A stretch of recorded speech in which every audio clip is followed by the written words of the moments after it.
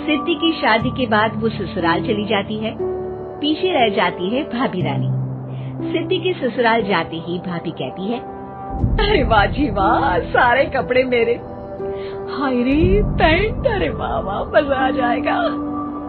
अरे ये सिद्धि की अलमारी के सामने खड़े होकर क्या बड़बड़ा रही है?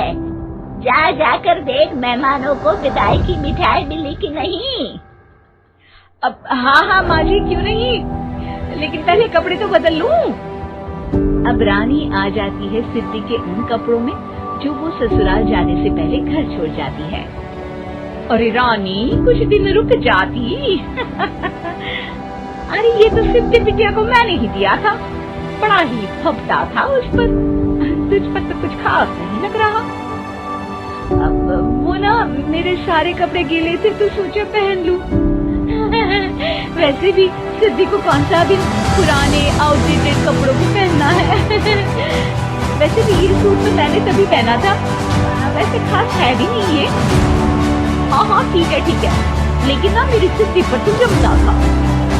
सारे मेहमान चले जाते हैं और सिद्धि ससुराल से मान के पहली बार आती है।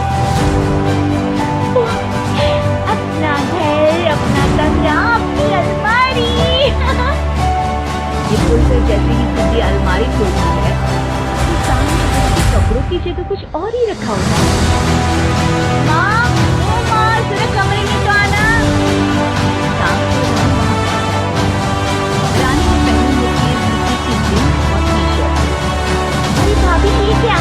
ये तो मेरी बड़ी ही महंगी टी-शर्ट है, इसे आपने घर में क्यों पहनी है? अरे बहुत मिलती है दीदी चौक की मार्केट में, 150 में। ओ भाभी प्लीज, ये एरोफोन है, 2000 की एक टी-शर्ट। 2000 में तो दीदी 4 साड़ी आ जाए।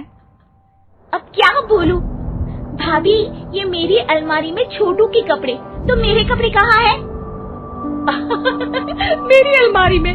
अब दीदी आपको कौन से पुराने कपड़े पहनने थे? माना भाभी, लेकिन मैं जब घर आती तो यही सब पहनती ना। अरे तुम तो बड़ी कंजूस हो दीदी। खैर, वक्त आता है जब सिद्धि ससुराल के लिए रवाना हो रही होती है। अरे रानी, अंदर से सिद्धि का गिफ्ट ले आ। लड़की पहली बार ससुराल से मायके आई है। रानी अंदर जाती है और एक सिंपल सी साड़ी लेकर बाहर आ जाती है। ये लीजिए माँ जी। सास बेटी को गिफ्ट देकर ससुराल भेजती है। अगले दिन रानी एक सुंदर सी साड़ी पहनकर सामने आती है। अरे रानी, ये तो वो साड़ी है जो मैंने सिद्धि को देने के लिए दी थी जब वो ससुराल ले जाती, लेकिन ये तूने कैसे पहन ली? अरे माँ जी, ये साड़ी तो मुझे बहुत पहले से ही पसंद थी, लेकिन चिंता न करिए, मैंने सिद्धि के लिए भी अच्छी सी साड़ी दी है। हाँ। तभी सिद्धि का फोन आता है। क्या माँ, कुछ अच्छा तो दिया होता ससुराल ले जाने के लिए। अरे पहले दिखा दिया होता। यूँ चमकते हुए पैकेट में नौकरानी वाली साड़ी मत दिया करो माँ। अरे बेटे, वो तेरी भाभी ने ना गलती से उससे पैकेट बदल गया। हाँ, मैं कल ही तेरे भाई के हाथ से तेरा वाला पैकेट भेज दूंगी। अरे रहने दो माँ, आई एम श्योर भाभी ने अभी कोई साड़ी पहनी होगी जो तुमने मेरे लिए रखी थी, तुम तो समझ नहीं पाई उनको। खैर छोड़ो, ज्यादा बोलती अच्छी नहीं लगती, रहने दो। आपको उन्हीं के साथ रहना है, फिर बात करेंगे। सास को रानी पर गुस्सा आ जाता है। उसके कमरे में जाती है जहाँ वो शादी का एल्बम देख रही होती है। रानी, मार्केट जाकर एक ऐसी ही साड़ी लेकर आ, कल प्रतीक जाकर सिद्धि के घर पे आएगा। अरे क्यों माँ जी, कितनी साड़ी देनी है दीदी को? क्या कोई सेल है क्या? अरे चुप कर, मेरी बेटी की साड़ी खुद पहनती, अब ज्यादा ज्ञान बांट रही है। एक दिन सिद्धि का फोन। माँ, मेरी सास ने आप सबको खाने पर बुलाया है। सारे लोग सिद्धि के ससुराल पहुँचते हैं।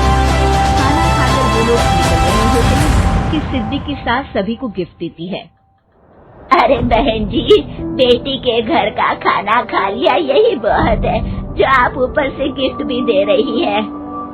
अरे बहन जी, आप भी कहाँ इन बातों पर विश्वास कर रही हैं? सास सभी को गिफ्ट देती है, लेकिन रानी को जो साड़ी देती है वो अजीब सी हरे रंग की लाल रंग के बड़ी छाप वाली होती है। अरे छी, ये कौन पहनेगा? सासू माँ को तो जरी वाली इतनी सुंदर और मेरे लिए ये नौकरानी वाली। अरे भाभी, दरअसल मैं जब भी घर आती थी आप वापसी में ऐसी ही साड़ी देती थी ना, तो माँ ने सोचा कि आपको आपकी पसंद की ही साड़ी क्यों न दी जाए। बेचारी रानी, बोलती भी तो क्या। सिद्धि और सास रानी का चेहरा देखकर हंसने लगती है, तो रानी समझ जाती है कि अपने ही बिछाए जाल में वो फंस चुकी है।